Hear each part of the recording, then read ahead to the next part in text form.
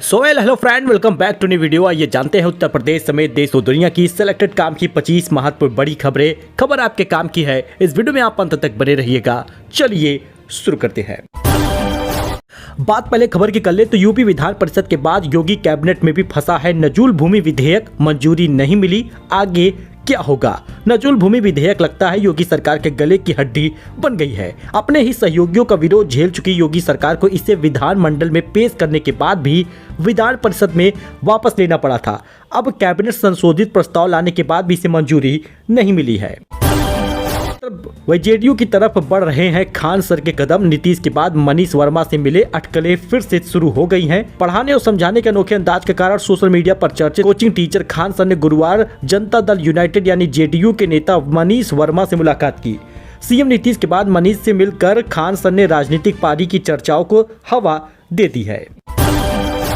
अयोध्या के राम मंदिर पहुंची ठंड। रामलला ने पश्मीना शॉल के बाद ओढ़ी रजाई, खास ऊनी कपड़े आ रहे हैं। अयोध्या के राम मंदिर में भी ठंड पहुंच गई है। मार्गशीर्ष कृष्ण पंचमी पर गुरुवार को तापमान में गिरावट के साथ राम मंदिर में रामलला को ठंड से बचाव के लिए लिहाफ यानी रजाई का प्रयोग किया जाना शुरू हुआ है। इस बीच यूपी पीसीएस ट्रांसफर को लेकर बड़ी खबर आ रही है। उत्तर प्रदेश में 6 पीसीएस अधिकारियों का तबादला हो गया है। नई जिम्मेदारियों के साथ नियुक्तियां जारी की गई हैं। एडीएम और सिटी मजिस्ट्रेट की तैनाती के आदेश। प्रशासनिक बदलावों में सरकारी कामकाज में तेजी की उम्मीद देखने को मिलेगी। उत्तर प्रदेश सरकार ने राज्य के प्रशासनिक तंत्र में महत्वपूर्ण बदलाव करते हुए 6 पीसीएस अधिकारियों का तबादला किया है। इसमें 2 एडीएम, अतिरिक्त जिला मजिस्ट्रेट, 4 सिटी मजिस्ट्रेट शामिल है। यह फेरबदल शासन की सुचारू कार्यप्रणाली और जिलों में प्रशासनिक दक्षता बढ़ाने के लिए किया गया है। तो यूपी में ठंड के साथ कोहरे का अटैक हुआ है। अयोध्या सबसे ठंडा जिला रहा, 9 डिग्री रहा है पारा। जी हां, पिछले कई दिनों से पश्चिमी हवाओं के चलने से उत्तर प्रदेश में तापमान में लगातार गिरावट दर्ज हो रही है। अधिकतम न्यूनतम तापमान सामान्य से कम हो गया है और ठंड में वृद्धि हुई है। सुबह शाम के समय ठंड का असर ज्यादा देखने को मिल रहा है और लोग गर्म कपड़े पहनकर बाहर निकल रहे हैं। मौसम वैज्ञानिकों की मान ले तो अब पूर्वी बांग्लादेश और उसके आसपास के इलाकों से चक्रवाती परिसंचरण और पश्चिमी विक्षोभ के प्रभाव से उत्तर प्रदेश में आगामी 3 से 4 दिनों के अंदर अधिकतम न्यूनतम तापमान में 2 से 3 डिग्री तक का बदलाव होगा, यानी ठंड बढ़ने वाली है। अयोध्या सबसे ठंडा जिला रहा, तापमान में गिरावट हो रही है।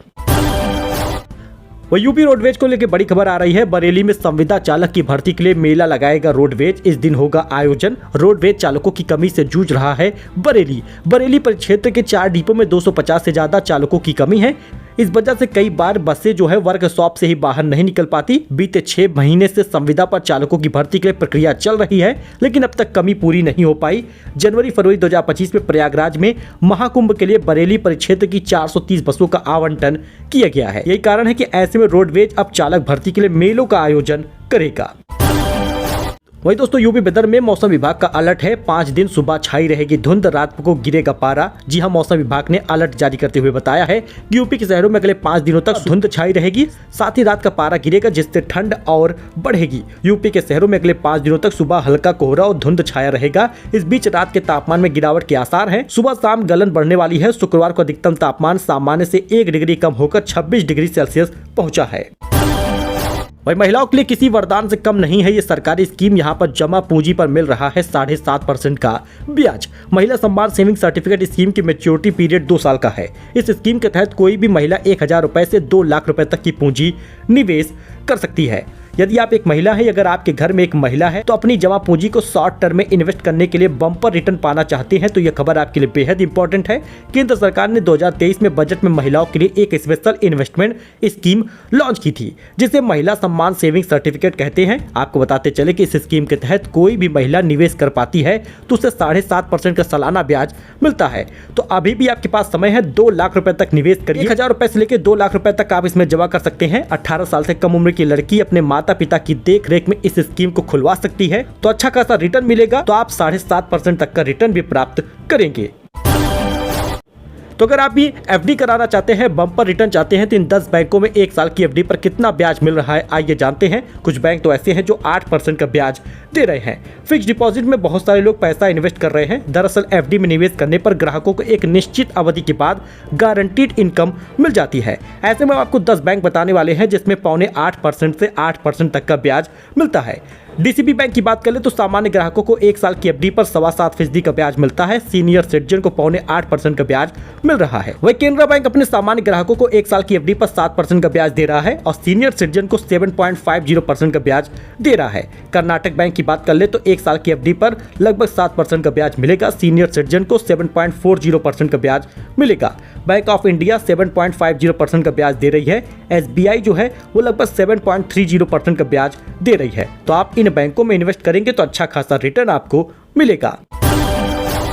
तो ड्राइवरों का बनेगा यूनिक आईडी कार्ड, मिलेगा पेंशन, बीमा और अन्य सुविधाओं का लाभ। जरा इस लाभ के बारे में आप भी जानिए जिससे आपको फायदा हो जाए। 1 लाख वाहन चालकों को मुख्यमंत्री वाहन चालक कल्याण योजना के तहत लाभ मिलने वाला है। जी हाँ, दरअसल इनका एक यूनिक आईडी कार्ड बनेगा जिसका लाभ आप पेंशन के तौर पर प्राप्त कर पाएंगे। इसके तहत सभी वाहन चालकों को बीमा, पेंशन और अन्य सुविधाओं का लाभ मिलेगा। इसके लिए फ्री में पंजीकरण हो रहा है। तो अगर आप भी एक चालक हैं, ड्राइवर हैं तो यूनिक आईडी कार्ड बनवा ले। ट्रक, बस, ऑटो, टैक्सी ड्राइवर शामिल होंगे इस लिस्ट में। एक बार इस योजना में रजिस्टर होने के बाद ड्राइवरों का बीमा, पेंशन और अलग अलग तरह के विभिन्न योजनाओं से जोड़ा जाएगा और लाभ मिलेगा। चालक कल्याण योजना 2024 की शुरुआत हो गई है तो आप भी इसका लाभ ले सकते हैं। तो उत्तर प्रदेश में दिव्यांगों की बढ़ेगी पेंशन, 11 लाख लोगों को होगा फायदा। जानिए बढ़कर कितनी हो जाएगी पेंशन। यूपी में शीघ्र ही दिव्यांगों की पेंशन 1000 रुपए से बढ़ाकर 1500 रुपए होने वाली है। नए साल पर आपको 1500 रुपए हर महीने का पेंशन मिलेगा। अगर आपको अक्टूबर तक का पेंशन मिला है तो नवंबर, दिसंबर और जनवरी का पेंशन कुल 4500 रुपए मिलेगा। नए साल पर यह लाभ मिलने वाला है। इसका फायदा प्रदेश के 11 लाख से अधिक दिव्यांगजनों को मिलेगा। प्रदेश के पिछड़ा वर्ग एवं दिव्यांगजन कल्याण मंत्री नरेंद्र कश्यप ने बताया है पेंशन बढ़ाने पर विचार हुआ है। इसके अलावा भी सरकार ने दिव्यांगजनों के कल्याण के लिए अनेक कदम उठाए हैं। वर्तमान में यूपी में 11.5 लाख दिव्यांग ऐसे हैं जो 1000 रुपए प्रति महीना पेंशन पा रहे हैं। तो ऐसे में अब इनकी पेंशन बढ़ने वाली है, 1500 रुपए हो जाएगा। निराश्रित और वृद्ध महिलाओं को भी इसका लाभ मिलेगा। उत्तराखंड में राशन दुकानों के लाइसेंस में महिलाओं का 33% कोटा हो गया रिजर्व। अगर आप भी कोटेदारी चाहते हैं तो अगर आप एक महिला हैं तो इसमें आपको भी लाभ मिलेगा। पहाड़ी राज्य उत्तराखंड की महिलाओं के लिए एक बड़ी गुड न्यूज है। उत्तराखंड सरकार ने अब महिलाओं को राशन की दुकानों के लाइसेंस 33% आरक्षण दिए हैं। यानी पुरुषों के अलावा महिलाएं भी 33% ऐसी होंगी जो कोटेदारी के लिए दुकान खोल सकेंगी और राशन फ्री का कोटा बांट पाएंगी। जी हाँ, उत्तराखंड सरकार ने बड़ा फैसला लिया है। जल्द ही उत्तर प्रदेश में भी यह नियम लागू होगा तो महिलाओं के लिए एक रोजगार का ऑप्शन मिल गया है। तो अमेठी में 5220 आयकर दाता भी उठा रहे हैं मुफ्त राशन का लाभ। अमेठी में गरीबों को दिए जाने वाले मुफ्त राशन योजना का लाभ अपात्र लोग भी उठा रहे हैं। 5220 आयकर दाताओं और 4988 लोगों के पास 2 हेक्टेयर से अधिक भूमि है और साथ ही ये लोग आयकर दाता हैं, इनकम टैक्स देते हैं। ऐसे में ये फिर भी राशन ले रहे हैं। ऐसे लोगों का राशन कार्ड रद्द होगा। दिसंबर बाद बड़ा एक्शन होगा। बताया जा रहा है कि वसूली भी होगी।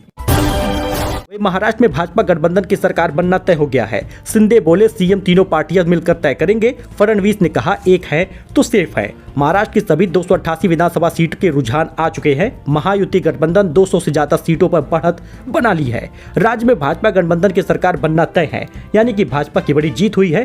कांग्रेस के नेतृत्व वाली महाविकास आघाड़ी MVA करीब 50 सीटों पर आगे चल रही है। मुख्यमंत्री सीएम शिंदे ने कहा कि तीनों पार्टी मिलकर तय करेंगे कि राज्य का अगला मुख्यमंत्री कौन होगा। तो काशी विश्वनाथ परिक्षेत्र की होगी 24 घंटे सफाई। स्वच्छ सर्वेक्षण के बेहतर रैंकिंग के लिए नगर निगम ने लिया है फैसला। 3 शिफ्ट में होगा काम। जी हां, श्री काशी विश्वनाथ धाम के आसपास के इलाकों को स्वच्छ रखने के लिए नगर निगम अलर्ट मोड में आ गया है। नगर निगम ने इन इलाकों में 24 घंटे सफाई का फैसला किया है। यहां 3 शिफ्ट में सफाई कर्मी कार्य करेंगे। यह फैसला स्वच्छ सर्वेक्षण में काशी को नंबर 1 बनाने के लिए नगर निगम ने लिया है। इसके अलावा व्यावसायिक क्षेत्र में डस्टबिन लगाने का निर्देश भी दिया गया है। बात कर ले गोल्ड सिल्वर प्राइस की, तो इस हफ्ते सोना 4048 रुपए महंगा हुआ, 77,787 रुपए पहुंच गया है। चांदी 90,850 रुपए प्रति किलो बिक रही है। जी हां, एक बार फिर से इस हफ्ते सोना और चांदी दोनों महंगा रहा। IBJA की वेबसाइट के अनुसार 16 नवंबर को सोना जो है वो 73,739 था, यानी कीमत बढ़ी हुई है। बात करें पूरे हफ्ते की तो 4048 रुपए इस हफ्ते दाम बढ़े हैं। वहीं चांदी की बात करें तो चांदी 3,747 रुपए बढ़ी है। झारखंड में हेमंत सोरेन की सरकार बनना तय हो गया है। 41 का बहुमत और 54 सीटों पर बढ़त बना ली है। पार्टी महासचिव बोले लोग बांटने आए थे, कट गए। झारखंड विधानसभा चुनाव के रुझानों में हेमंत सोरेन की झामुमो का दोबारा सत्ता में आना तय हो गया है। 81 सीटों पर वोटों की गिनती के दौरान रुझानों में झामुमो गठबंधन ने 54 सीट पर बढ़त बनाई है। सो दोस्तों ये कुछ अपडेट था, नई जानकारी थी। आई होप कि आपको ये पसंद आया हो। वीडियो पसंद आया हो तो लाइक करिए, सब्सक्राइब करिए, अपने इस दोस्त के साथ जुड़िए for latest news, for latest खबर। धन्यवाद।